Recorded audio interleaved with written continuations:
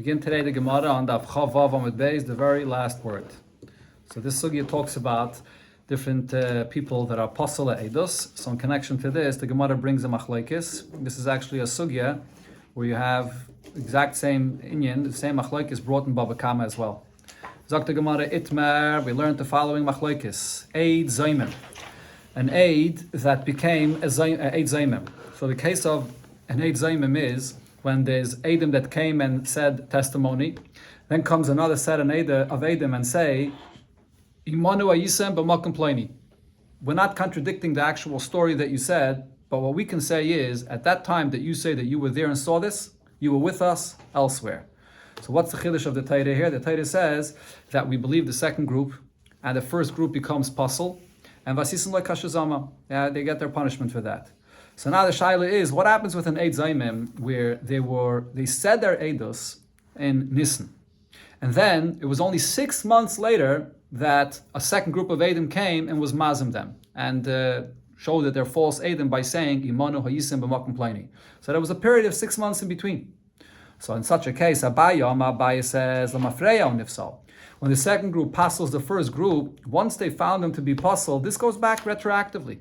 That from Nisan, when they said the Eidos, that's when they said the false testimony. So it's from then that they're puzzled. So any Eidos that they said in the time period of this 6 months is all going to be puzzle Eidos. Rava Omar, however, Rava says, Mikan ulahabon nifsal, that it's only now in Tishrei, from when they were found to be puzzle by the second group, it's from here going forward that any Eidos they say, they'll be puzzle, but all Eidosim that they said in between that 6 months we'll leave it or be accepted. So the Gemara explains the basis of their machlekes. What happens to the din that came out of this? Let's see, 1 second. Abaye says, L'mafreya nifsal, that the Eidim become puzzle retroactively. And that reason is simple, because me'idne de asid, it's from that time in Chodesh Nisan, when they said their testimony, Rashahu. It's then that they already said the false testimony that they're a Rasha. V'atayra amra, and the Torah says, Al tashes yadcha im Rasha, Al tashes Rasha aid, that a Rasha cannot be an aid. So therefore, any aidas that they said going forward after that is false, is not accepted. So if they said aidas on a sale, if they signed a document or whatever it is, it's all null and void. Or on many, what you have to go back and look. Whenever else these people were used for testimony, and we have to throw it all out. Rava Omar, however, Rava says, Mikan alabal nifsal, that the Eidim only become puzzle from today, when they were found to be puzzle. Why is that? Why shouldn't we go back retroactively? The answer is because Eid Zaymim Chidushu, the concept that we're puzzling the first group of Eidim, that's a Chiddush, that's a novelty. Why should we puzzle them more than puzzling the second group? Here you have two groups of Eidim. And one group, the first group claims that we were here. The second group comes and claims, we know for a fact that you were not there because you were with us in a different place. So what are we saying? The first kata is puzzle, and the second kata is kosher. Why? They're contradicting each other. How do you trust one more than the other? So the very fact that you're puzzling the first group, that's a chiddush. It's a novelty. So, and here the Gemara explains this. My chaz is the samchas ahani. What is it that you see that you're relying on the second group? Smechahani, maybe relying on what the first group is saying, that they were there. So therefore I say, Ein lechaboy elo mishas chidusha ve'elech.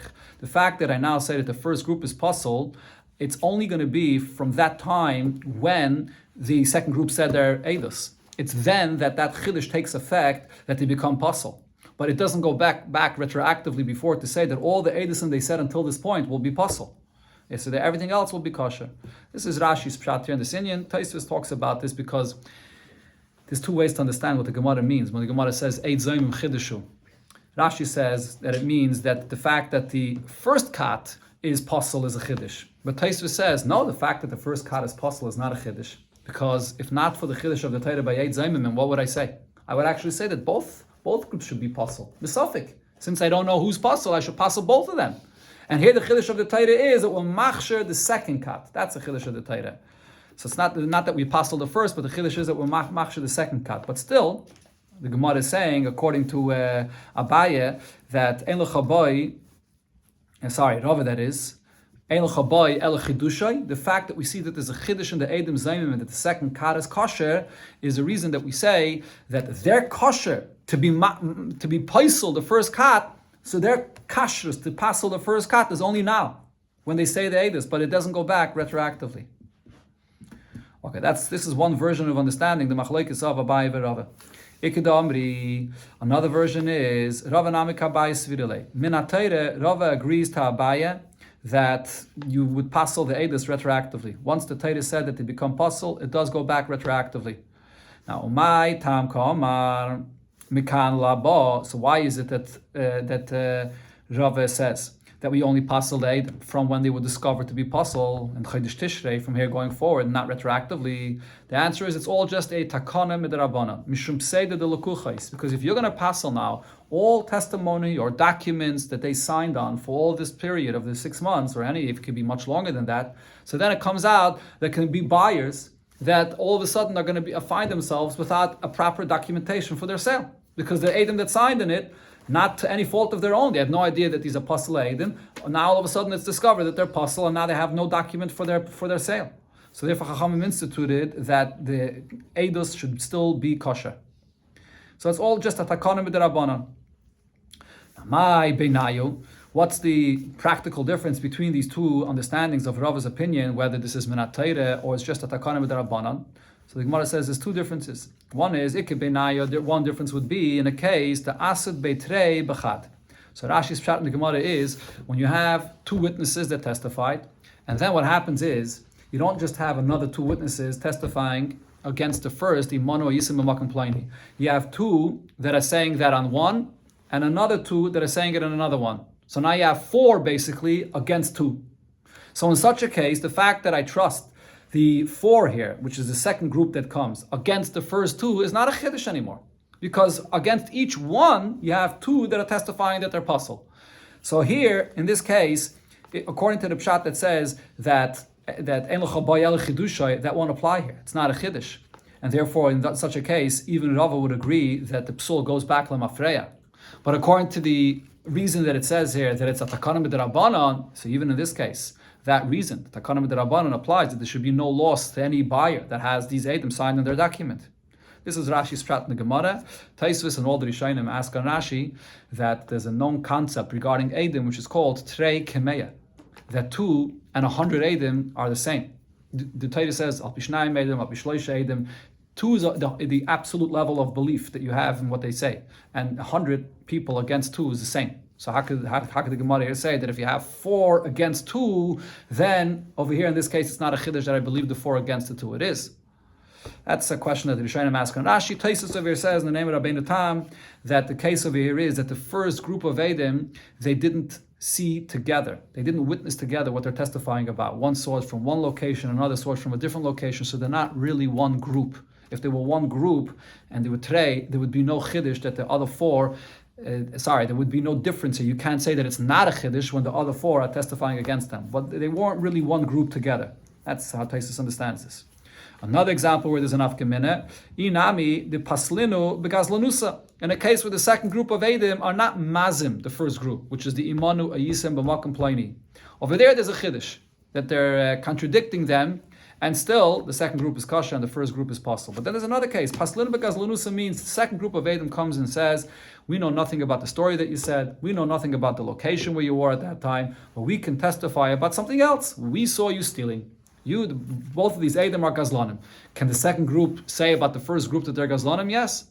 And there's no contradiction here. They have their belief to say that they're Gazlanim, and they passel them. 100%, they passel them. There's no chiddush in this. So over here, regarding this case, if you're going to say that the basis of Rava's opinion is dafke b'negeya to Eidim Zaymim because it's a chiddush, therefore the psul is only mikana lahaba, that doesn't apply in this case. It's not a chiddush. Over here, they're passeling the gavra, the person themselves. That they could do. So in such a case, Rava would agree that the psul goes back l'mafreya, because we now know that they're gazlanim. But if it's a takana b'derabbanan for the benefit of the buyers that have their signatures on their document, so then that takana b'derabbanan applies even in such a case. The Gemara says about this machlekes, Amar Rav Yirmiyah medifti, Avad Rav Papi uvde kvasei de Rava. Rav Papi, so he did b'payal like what Rava said, that the Eidim are only going to be pasul mikana laba. Mar Baravashi Omar, however, Mar Baravashi said hilchas kvasei da Abaye, that we paskin like Abaye. And here the Gemara says that this is one of the cases which is an exception, that we paskin like Abaye. And the hilchas kvasei da Abaye b'yal kegam. We paskin like Abaye in 6 cases. In Shas, whenever there's a machlokes Abaye and Rava, we always pass like Rava, besides 6 cases which are an exception. And our case is one exception, and this is the famous Rosh Tevis of Yal Kegam. What does Yal Kegam stand for? Rashi here brings Bekitzer that Yal, the Yud is Yi Shalom Midas, and Gemara and Bab Metzia, the Ayin is our case, right over here, Eidim Zaymimin. The Lamed is Alechi Oimid Meyelov, regarding Shabbos, when you have a Lechi that is there, you didn't even put it up. The Kuf is Kiddushin Shalem Imsuru Labiyah. The Gimel is Gili Das Begitten, when you send a get and you Megala Das that you don't want it to be, but you want Mevatlet Befedish. And the Mem is Muma Eichel Nevelas Lahachis, which the Gemara is going to discuss right over here. So these are the 6 exceptions where we paskin like Abaye. Okay, so now the Gemara starts, and this will lead us into this case of the Mumar Eichel Nevelas, another discussion regarding the Psul of Edom. Mumar Eichel Nevelas L'Tiyavain, if you have a person that he eats non-kosher food, he eats Nevelas, and he's doing it because of his appetite, because of his desire that he has. And as Rashi says here, so why is he eating dafka food that's not kosher? Why isn't he eating kosher food? Because it's cheaper. So it's the money that matters to him. So in such a case, Divrei HaKol Pasul. Everybody agrees that it would be Pasul because it's clear that this person is blinded by the money, by the price, that he can get a cheaper price for non-kosher food. However, the shaila is lahachis. If a person is eating nevelas, non-kosher food, and he's doing it just despite, to make Hashem angry. So what's the halacha with such a person? Will he be Pasul for Eidus or not? Abaye says Pasul. Yes, he will be Pasul. Rava kosher. Rava says no, he still will be kosher. The Gemara explains. Abaye Pasul. Abaye says he's Pasul. The Havalei Rasha, because he's eating non-kosher food. True, it's lahachis. It's nothing to do with a money issue here. It's lahachis, but he's a Rasha. V'rachmana Amar, the pasuk we quoted before, it says al tashas Rasha ate. A Rasha should not be accepted as a witness. However, Rava Amar kosher, Rava says that he will be kosher because Rasha the chamas binon. In that pasuk, when it says al tashas Rasha ate, or it says al tashas yadcha im Rasha, then it says liyais ate chamas. So the pasuk there uses the term chamas, means it has to be something that he's doing a iser, a rishus, which is connected to chamas, that he's stealing money, or we see that he's only doing this because of money purposes, like in the case where he's eating nevelis l'tiyavain because it's cheaper. But not if it's lahachis. In such a case, when he comes to say edus about a money matter, then we don't know necessarily that he's going to lie about this. Why should we suspect him of lying? So the Gemara asks on this, Meisvei, in a Braise it says, Al Toshas Rasha Eid, Al Toshas Chamas Eid. That we learn from the Lashon the Pasuk that it uses both expressions, that a Rasha should not be accepted as an Eid, or a Chamas should not be accepted as an Eid. And what do we learn from here? Elu Gazlonin, thieves, and also Umayalim B'Shvuas, those that sin with saying swearing falsely. So now, what does it mean when it says swearing falsely? My love, don't you think echad shvuas shav, echad shvuas mammon? This includes a shvuas shav. A shvuas shav is a person that swears falsely about something that's sort of pointless. Rashi gives 2 examples. One is that he says about a pillar of stone that this is. He says he swears that it's not stone, but it's gold. Or he swears that it is stone. These are a shvuah. It's a shvuah that's pointless, that's worthless, or clearly a lie. So over here, this is a isser that he's over to swear falsely, but it's not related to any money matter at all. And ve'echad shvuas mamin. And it also refers to when a person swears falsely when it's a money matter, when he wants to save himself money. But the Braise here uses a plural term, shvu ois, and it's bringing the 2 psukim. One is Rasha and one is Chamas. So from here we see that whether the person is a Rasha in connection to Chamas, stealing, or is swearing falsely, even just stam, regarding, like as I mentioned, a stone thing, he's also going to be pasul. So we see clearly, like what Abaye said, that he's going to be pasul in such a case. Says the Gemara loy, that's not the pshat on this brayse. Idi v'idi shvuas mammon. It's when it says the plural term of shvuas, it's only talking about a false shvuah regarding money matters. My shvuais. Why does he use the plural term of shvuais? Shvuais to alma, because it's referring to all or any or many cases where a person could be swearing falsely, not just one case. But it's only referring to a psul which is related to a money matter. But otherwise, we're not choshed that he's going to lie, even if he does an isser regarding something else, a isser l'shamayim, and regarding he's swearing falsely. We're not choshed that he's going to lie regarding a money matter. Next, the Gemara brings another brayse that says al tashas rasha eid, al tashas chames eid.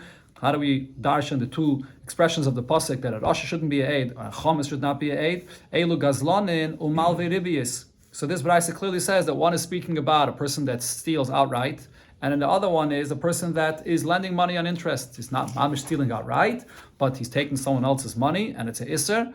So here as well, he'll be puzzled. That's why it uses the double lashon. So we see clearly that this brisa is using two examples, but even ribis is all regarding money, not any other isser. To Yufta Abaye, so this refutes what Abaye says, that even a isser like eating nevelis will be a reason to suspect him for stealing money, and not we can't trust his testimony for money matters. Says the Gemara to Yufta. This refutes Abaye's opinion. Okay, now what the Gemara says on this, Neime ketanoi, shall we say that the machlokes of Abaye and Rave is a machlokes of Tanoim and a Braisa? It says, Eid Zaymim Pasol L'chol HaTeira Kula. Aid that was found to be puzzle, a zaymim, as we spoke about before, he becomes now puzzle for any kind of testimony in the Torah. Divrei Rab Meir. This is Rab Meir's opinion. However, Rabbi Yossi says, if he was found to lie about a subject of life and death, dinin nefashis, so then, regarding a edus of such a severe matter, he lied, so then he becomes puzzle for every edus in the Torah. But if he was only found to lie regarding dinei mamanis, regarding a money matter, then kasher l'dinei nefashis. So in an edus where it's a much more severe matter, dinei nefashis, here we don't yet suspect him of lying, and therefore he's still going to be kasher. Right, so here we see Rab Meir says the person could be found to be an eid zaymim only regarding a money matter, but he becomes puzzle for everything, even for the most severe matter of an edus like dinei nefashis. But Rabbi Yossi says, no, it depends. If he's only found for a lighter thing to lie about money, then we're not going to say that he's going to be puzzle for such a severe matter like dinei nefashis. Says the Gemara now, so based on this, Neime Abaye Rab Meir. Shall we say that Abaye holds like Rab Meir? Because Abaye is basically saying the same point like Rab Meir, just like Rab Meir here is saying that even if you find this person to be puzzle in a lighter matter, so from a kula we say that he becomes puzzle even for a chumrah. So similar we say also according to Abaye. Abaye is saying the person is found to eat non-kosher food, and because of this, we're chayshid him that he's also going to be puzzle for saying false testimony. And that's a much more severe matter, because when he eats non-kosher food, it's just between him and the Eibishter. Mashenkin, when he's saying false testimony, it's not only a isser lashamayim between him and the Eibishter, but it's also a isser ben adam lachaveda, that he's affecting another person, and we're still chayshid him. So that's like Rab Meir. The Gemara spells it out actually. And Rave Rab Yossi, and Rave, I would say, holds like Rab Yossi that just because he's eating non-kosher food, that's only between him and the Eibishter. It doesn't mean that we should now suspect him in dinei mamanis that he's going to say a lie that is both between him and the Eibishter. It's a issa, and also rala briis. It's also something which is ben adam lachaveda. We're not going to suspect him for that. So the Gemara spells it out here. The Gemara says, Abaye Rab Meir. Abaye goes like Rab Meir, the Omar, Amrina Mikol L'chumre. That when we find someone to say false testimony in a lighter matter, by dinei mamanis, so then I say that he's going to be puzzle for dinei nefashis as well. And similar in our case, according to Abaye, if we find that he eats non-kosher, I'm going to say that he's suspected of also saying false testimony for money matters. And for Rava Damak Rab Yossi, and however Rava follows Rab Yossi,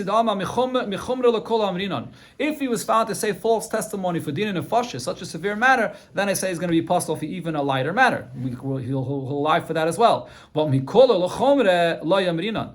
if he's found to say a lie about a light matter, then we're not going to say that he's going to lie about such a severe matter. So therefore, in our case, if he's just found to eating non-kosher food, we're not going to say that he's going to be ready to say false testimony, which is ra'ala shamayim and ra'ala brias. He's going to affect another person. He's not going to. Why should we suspect him that he would be ready to lie for this? Says the Gemara law, we don't have to necessarily say that the machlokes of Abaye and Rave is identical to Rab Meir and Rab Yossi. And the Gemara explains, I'll leave it at Rab Yossi, kula al malei pligi. According to Rabbi Yossi, there is no argument here. Meaning, everybody understands that Rabbi Yossi, Abaye's opinion, cannot fit with what Rabbi Yossi says. Because Rabbi Yossi says, you have a person that said false testimony in a money matter.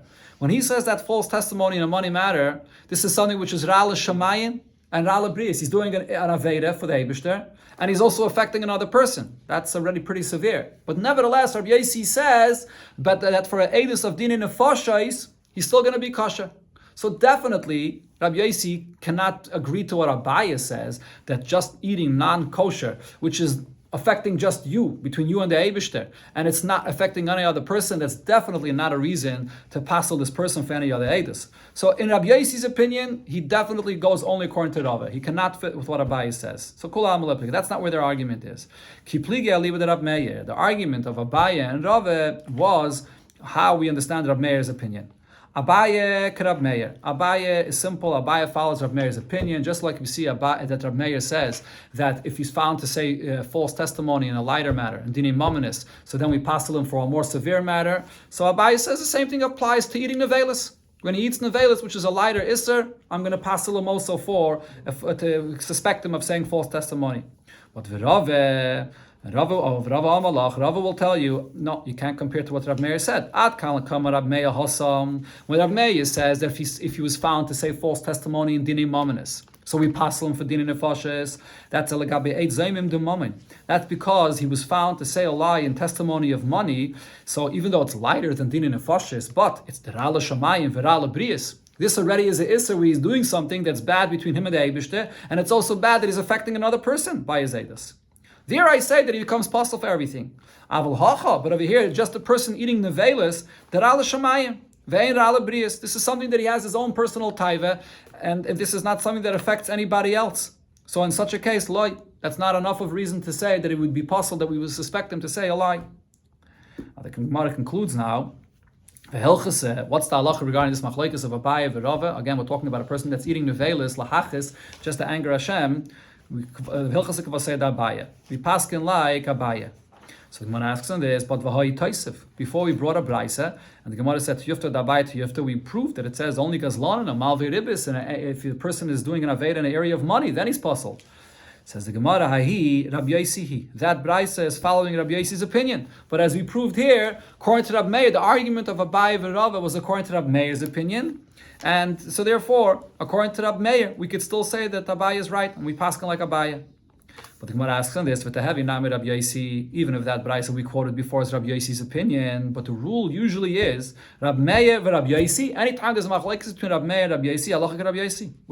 The rule is we're always passing like Rabbi Yosi. The Gemara brings up regarding Rabbi Yosi that whenever he said something, nimukayima, he had very solid reasoning behind his opinion. So why over here are we not passing like Rabbi Yosi? And says the Gemara, Shani Hasam. Over here it's different because the Sasam Lan Tanak Rab Meir. Because we have a Stam Mishnah which says like Rab Meir's opinion. So here we pass like Rab Meir, and therefore Abaye that's explaining Rab Meir's opinion, we pass like Abaye in this case. Now, where do we find a Stam Mishnah like Rab Meir? So here the Gemara is going to bring a story that happened, and then eventually show us where the Stam Mishnah is. There was a case of a person of Bar Chome that was suspected of killing someone. So the head of the Golus told Rab Abba Bar Yaakov, Puk ayim ba, go out and analyze this matter. And Ivade Kotel, if it turns out to be true that he actually killed someone, Lichyuhu le'ene, they should poke out his eyes. That's the first shot Rashi says here. And this is in a time when they could not give any more than Misa of Bezdin. It wasn't possible. So over here, this was the penalty that the Bezdin did in that time. Bezdin is allowed to punish and do things in order to prevent such a thing, a murderer. So he said they should poke out his eyes. Another pshat Rashi says, Lichul le'ene is an expression, it means they should take his money away from him. They should give it all to his inheritors. A third pshat Rashi says it's an expression of some kind of chedem that they should put him into. But Rashi says the first pshat is the main pshat. Okay, so now what happened with this individual, Bar Chome, that was suspected of killing someone? Also Trei Sadi, two Eidim came, Asidu Beidevade Kotel. They testified that they saw that he killed someone. So now, Ozal Iyu, Bar Chome himself went, I see, Trei Sadi, he brought two witnesses, and Asidu Bey Bechad, and these two witnesses testified about one of those Eidim that said that he killed someone, Chad Mehanach, that they testified about one of those that he's puzzle. He's puzzle for Eidus, he can't be trusted. Now, from those two Eidim that he brought to puzzle him, Chad Omar, one of them said, Kamoy Didi Ganav Kabed Chushla. In front of me, he stole a measure of peeled barley. So he's a Gazlan. Gazlan's puzzle Eidus. And V'chad Omar, another one of those Eidim that Bar Chome brought, said, Kamoy Didi, in front of me, Gonav, he stole Kata the Burtia, the handle of a spear.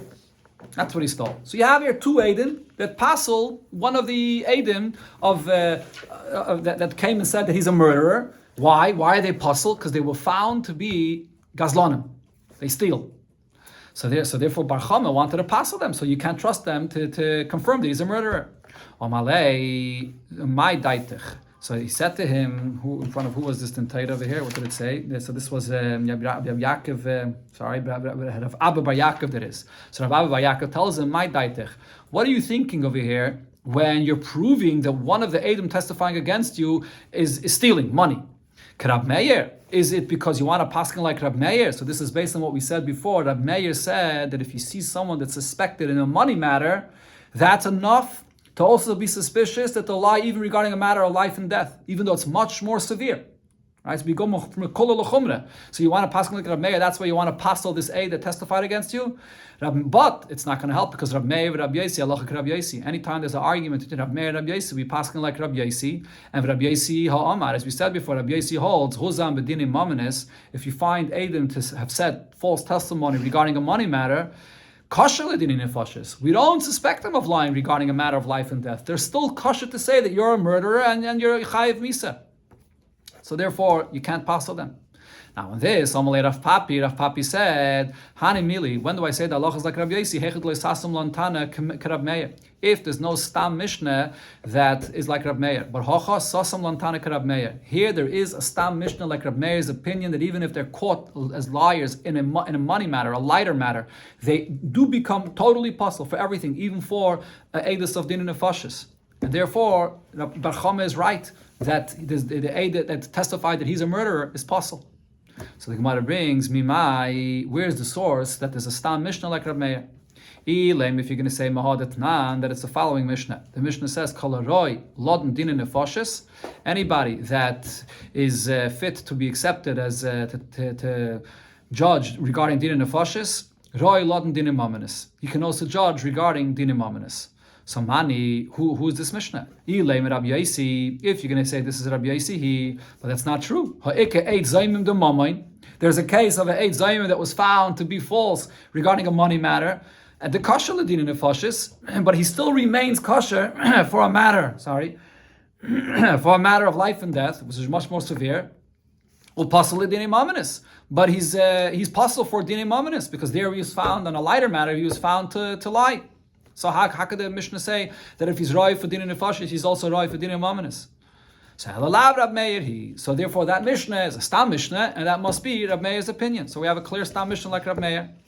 Says the Gemara, no, how do you know that's what the Mishnah is speaking about? Mimai, Dilme, maybe, Bipsule Yuchsenkoi. Maybe that Mishnah is Bechlal not talking about a situation where a person is found to say a lie. It's talking about a different thing. The lineage of a person that passels him of being a judge. As Rashi here brings, that this is later here in the Masechta, that in order to be able to be on a Bezdin, you have to have a proper lineage. And Rashi brings the pasuk when it says "B'tzedek tishpet," that with justice you should judge your friend. Tzedek means also that the dayanim have to be perfect people, no blemish in them whatsoever. Rashi brings the pasuk that it says "Kulech yofer yasim mum einbach." So over here, when someone doesn't have a proper lineage, he's going to be puzzled. So that's what it's saying over here. That someone that does not have a mum, he has proper lineage for dinah nefashis, so he can judge dinah mamanis as well. But it's b'chlal not talking about the subject we're discussing here regarding a person that was found to say a lie. And the Gemara proves this pshat in that Mishnah. Because the Yilei Teimachi, if you're not going to say that this is the pshat, say for the Ktani. The next case over there in the Mishnah when it says that Yesh Roi Lotin Dinim Mamanis, there's a case of a person that could be a judge for money matters, Vein Roi Lotin Dinim Nefashis. But he can't judge when it comes to matters of Nefashis. So what's this Mishnah saying? Amai Ein Roi. What case are we talking about? Why is this person not right to judge din nefashis? The itzum b'din nefashis is the case over here because he was found to say a lie regarding din nefashis. So that's why in those matters of din nefashis, he's not right to be a judge anymore. On that you're telling me roy lodin din mamanis? He would still be fit to be a judge for money matters. A person that's found to have lied in a matter of life and death, you would still trust him to be a judge for din mamanis? How could that be? So in such a case, definitely, if he was found to lie for a more severe matter, he would definitely be possible for dinei mamanis. Ella, so therefore we must say b'psul yochsenkai. It's talking about a person that has a psul that his lineage is not proper. And Rashi says what it means is he's a ger or he's a mamzer. So this is a person that for dinei nefashis he's not accepted to be a judge. For dinei mamanis, for money matters, he could be a judge. That's what we see in the Sefer of that Mishnah. So Hachanami in the Reisha of the Mishnah, B'psul Yuchsin Kai. So it's also speaking about the Psul regarding Yuchsin. So therefore, there's no source from here to say that we have a Stam Mishnah like Rab Meir regarding a person that's caught in lying regarding Dinei Mamonis, that he would also be possible for Dinei Nefashis. So Ella, the Gemara brings that Hacha, that is Hacha Kasasam Lantana. Here is the case where we have a Stam Mishnah like Rab Meir. So this is Rav Papi. Rav Papi is bringing here the Stam Mishnah. And this is a Mishnah in Rosh Hashanah, where it also speaks about the Eidim that come to testify about the new moon. So it says, Elein Apsulim. These are the people that are apostle for Eidos, and it brings basically the same list that we had over here in the Mishnah before. HaMesachik Bekovia, someone that's gambling, Umalvi Beribis, someone that lends on interest, Umafriche Yoinim, races with the doves, or the doves that are fighting and are dragging one another, or Seichri Shvius, do business with Shmita produce, and Va'avadim, Evet Kanani. These are all people that are apostle. Right? So in the cases over here in the Mishnah, we're talking about people that are suspected regarding money matters, that they're not honest. Then the Mishnah says, Ze'aklal, here's the rule. Kol edus she'eni isha ksheira lo, any edus that a woman is not kosher to testify for this, afhein ein ksheira lo. So too, these individuals here that we just mentioned, regarding money matters, that we can't trust them, they're also not kosher. Says the Gemara, Somani, who is this Mishnah? If you're going to say that this Mishnah follows the opinion of Rabbi Yaisi, so what did Rabbi Yaisi say? That you have these Eidim that are apostle for Dinei Mamonis, that we can't trust them in money matters, gamblers, and so on. But according to Rabbi Yaisi, when it comes to Dinei Nefashis, they're still going to be kosher. So if so, so these people, they're apostle for money matters, but regarding matters of life and death, according to Rabbi Yaisi, we're not going to suspect them there. So now, over here, for Dinei Nefashis, a woman is not kosher to say testimony regarding any matter of life and death. But in the list of the people that we said over here, they are kosher according to Rabbi Yaisi. Because money matters is lighter, matters of life and death is more severe, and they're still kosher. So that Mishnah is not Rabbi Yaisi. So that Mishnah must be following the opinion of Rabbi Meir that says once we see that they are gamblers or the other cases where in matters of money we can't trust them, they can't be trusted for any eidos, like a woman that can't be trusted for Dinei Nefashis. So this is the Stam Mishnah that says like Rab Meir. So this is what Rav Papi brought as a proof that Allah is like Rab Meir. And if that's the case, this Bar Chome that brought Eidim, that passled one of the witnesses that said that he's a murderer, why? Because one of those Eidim was a Gazlanim, the Eidim are right. We trust them. That to say that they're Gazlanim, to passel that aid, that now they can't testify that he's a murderer either. So now after this, come Bar Chome that now was he was cleaned from this. Now they couldn't prove that he's a murderer because the aid that was brought, he was able to prove that aid is a Gazlan.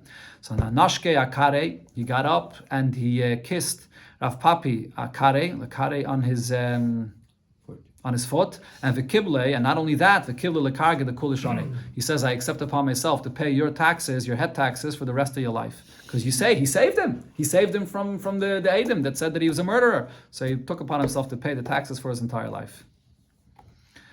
The Mishnah continues with the halachas of the Eidim that are apostle, and also by the Yonim that are going to be apostle. Zok the Heilige Mishnah, ve'elu ein hakrayvim. The following are relatives that are apostle. Achiv, a person's brother, is going to be apostle for Eidos and to be a dayan as well. V'achi aviv, v'achi imay, his uncles, whether his father's brother or his mother's brother. U'ba'al achaisai, or a brother-in-law, and here the brother-in-law, the Mishnah says first, is a husband of your sister, or u'ba'al achaisaviv, or your uncle, which is the husband of your mother, your father's sister. U'ba'al achais imay, or it's by your mother, a husband of your mother's sister. Ubal imay, the husband of your mother, which means a stepfather, and v'chamav, and your father-in-law, and v'gisai, and your brother-in-law. And here, the brother-in-law is a different kind of brother-in-law. We're talking about a person's wife's sister's husband. That's also pasul. Now, all these psulim we mentioned here are hain, are these individuals themselves that the Mishnah just mentioned, ubneyen, and their children as well, and v'chasneyen, and also their son-in-laws. Okay, so the Rishonim actually say that the psulim that we're talking about over here is divided into three categories. There's the ones that are puzzled to you, karev to you like a brother and so on. Then there's the psulim, krayvim rather, when it's relatives because of the father, that it's through your father that they're relatives, and relatives through your mother. Those are the three different categories. And then also through marriage, that is. Oh, that's actually another category. Even relatives through marriage is also considered to be a relative. Okay, now another case, the Mishnah says, V'chorgoi levadoi. And then a stepson, so he will also be a karev, is considered to be apostle as a karev, but by the stepson, it's only the stepson himself, and not b'nei and chasneim, not his son and not his son-in-law. Will not be a karev to be apostle eidus. Now Rashi here points out that when it says chorgoi, it's really self-understood from what it said before, because it says before that a stepfather is going to be karev, and all the krayvim that the Mishnah says over here, once you say that the stepfather is a karev, so then it's understood that the stepson is also a karev. It goes both ways. Right, so really the Mishnah did not have to say this, but nevertheless Rashi points out that the Mishnah says it anyways, and Rashi makes the cheshbon that it's also regarding all the krayvim that the Mishnah mentions, that it mentions both, even though it wasn't necessary. There's a big arichas about this in Rashi and the Marsha here, Taisvis, but here you see that the Mishnah mentions sort of an extra case. Now, Rabbi Yosi said, Zum Mishnah Rabbi Akiva.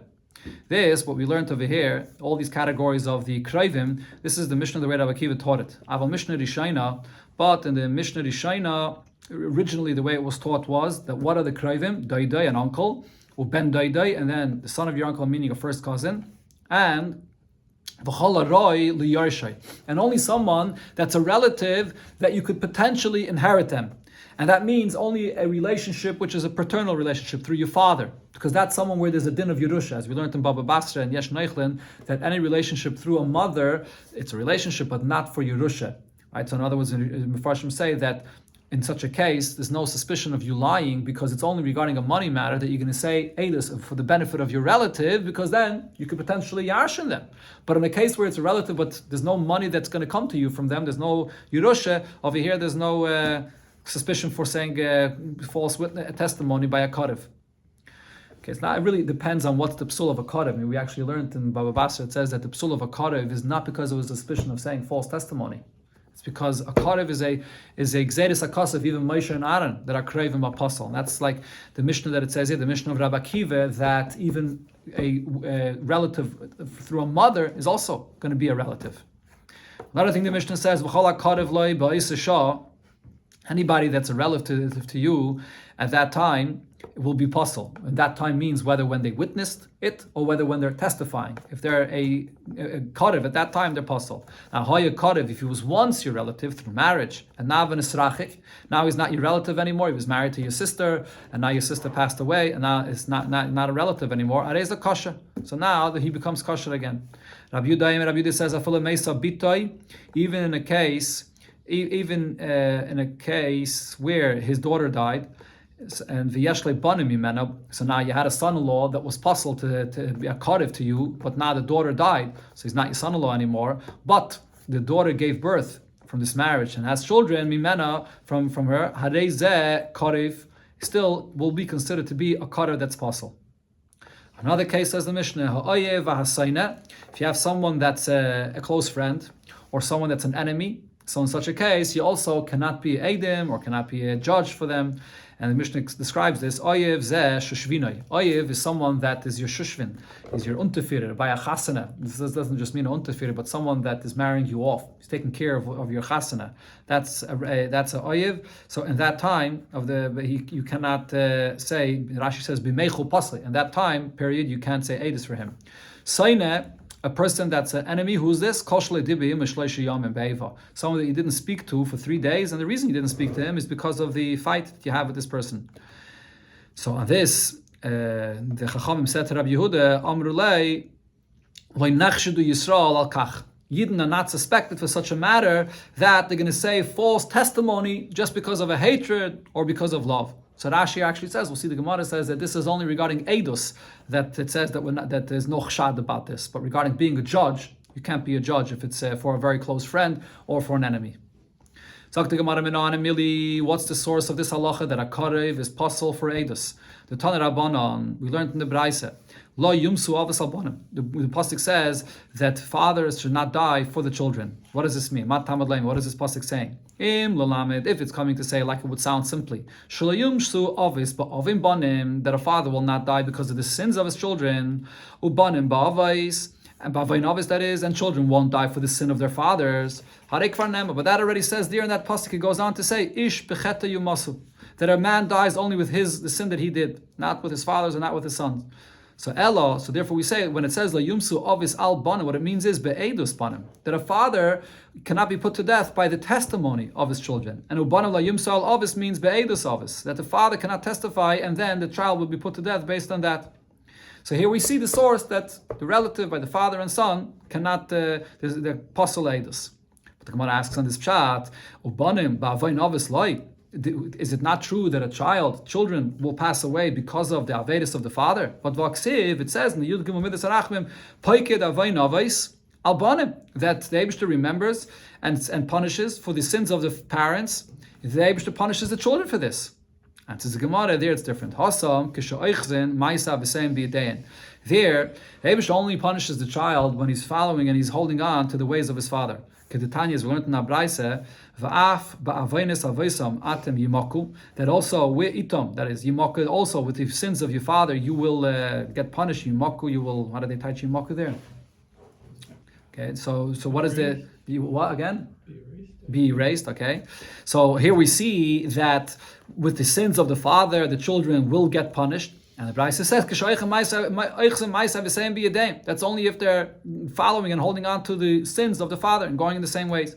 Now the Brisa clarifies, you say that it's only if they're following the same ways of the father, even if not, even if they're sinning themselves, or the father that is sinned, then the child will be punished for this as well. But then the pasuk, as we quoted before, it says that a man gets punished only for his sin. So you must say that when it says that a person gets punished for the father's sin, that's only if you're holding on to the same ways of the father. So, but the question really still is, the Mefarshim ask, what does this mean? Even if a person is holding on to the sins of his father, why is he getting punished for his father? He's getting punished for his own sin. He's getting punished extra for his sin and for his father's sin. It makes sense that he should get punished because he's holding on to his father's ways, but that's for his sin. Why is he getting punished more for his father's sin? So the answer is that Rishonim say, because what's the idea of a punishment? Punishment in Torah is an inyan of chesed. It's to cleanse the person. When a person is doing an aveda, but he's following in the footsteps of his father and doing this aveda, that means that the aveda is very deeply ingrained in the person. In order to cleanse him, there has to be an extra level of a cleansing of a einish, which will uproot the aveda that's not only by him, but it's already ingrained in him from his father. That's why over here he gets punished for his father. But the Gemara asks from another pasuk, "V'loi, will a person not get punished for another yid's aveda?" Vaksiv, the pasuk says, "V'koshlu ish ba'achiv," that you will stumble. One will stumble with the avedas of his brother, which means ish ba'avin achiv, that one yid stumbles because of the aveda of his brother. And Malama, this teaches shekulam arevim zebezeh, that yidden are all guarantors for one another, and if another yid sins, then you get punished for that. Answers the Gemara, Hasam Shaya Biyadam Limchais V'Lemicho. That's only speaking about a situation where you see your brother sinning and you're able to influence him, you're able to protest and affect him and educate him, and you're not. Then you get punished for this. But in a case where you can't, then one yid does not get punished for another. So the Mefarshim add to this case of Limchais to be Meiche. The Gemara didn't say this before regarding a child and a father. The Gemara didn't give the same answer because regarding a child and a father, child doesn't have the koyach to be Meiche against his father. So there the Gemara gave a different answer. When he's Eichis Maisa V'Seim B'Yadayim.